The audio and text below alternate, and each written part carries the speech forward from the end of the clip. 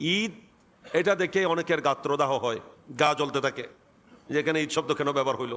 এগুলা হচ্ছে মূর্খতার পরিচয়। লেখাপড়া না থাকলে এরকম আপত্তি করে। ঈদ শব্দের অর্থ খুশি উদযাপন করা, খুশি হওয়া, আনন্দ। ঈদ অর্থ কি? আনন্দ। ঈদ অর্থ আনন্দ, এটাও কোরআনে প্রমাণিত। ঈসা রুহুল্লাহ আলাইহিস সালামের ব্যাপারে কোরআনে পাকে উল্লেখ আছে স্পষ্ট।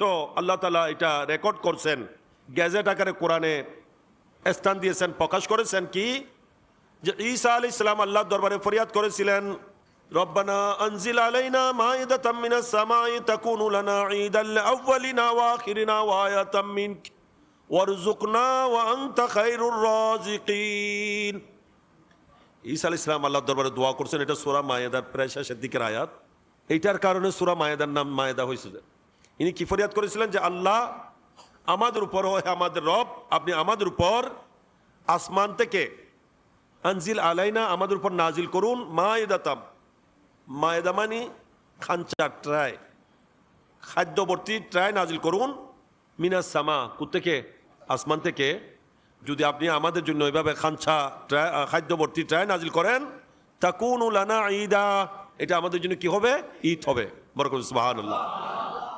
শুধু উনি বলছেন না যে শুধু আমাদের জন্য, উনি বলছেন না আমাদের জন্য না, আমাদের জন্য তো হবে লিআউয়ালিনা ওয়া আখিরিনা, আমাদের পূর্ববর্তী পরবর্তী সকলের জন্য এটা ঈদের কারণ হবে, খুশির কারণ হবে। সুবহানাল্লাহ। তাহলে কোরআন থেকে প্রমাণ হয় আল্লাহর পক্ষ থেকে কোনো নিয়ামত নাজিল হলে সেটা ঈদ হয়। সেটা কি হয়? খুশি, ঈদ, আনন্দের কারণ হয়, ঠিক কিনা?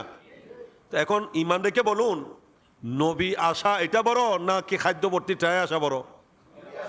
হ্যাঁ, খানা নাজিল দেন বড় না নবী এসে দেন বড়? এটার সাথে এটার কোনো তুলনা হবে? তো কোরআন থেকে প্রমাণ হচ্ছে খাদ্য আসা, খানা আসা, এটা যদি ঈদ হয় এটাতে কোনো আপত্তি নাই। তো নবী আসলে ঈদ না হলে কি হবে? বরং নবী আসাটা শুধু ঈদ নয়, সকল ঈদের ঈদ। নবী আসাটা শুধু ঈদ নয়, সকল ঈদের ঈদ। ঈদে মিলাদুন নবী, মুমিনের ঈদ। বরকত সুবহানাল্লাহ। এইগুলার উপর যারা আপত্তি করে আমরা সহজে বুঝে নিতে পারি এরা মূলত নবীর উম্মত নয়, বরং নবীর দুশমন।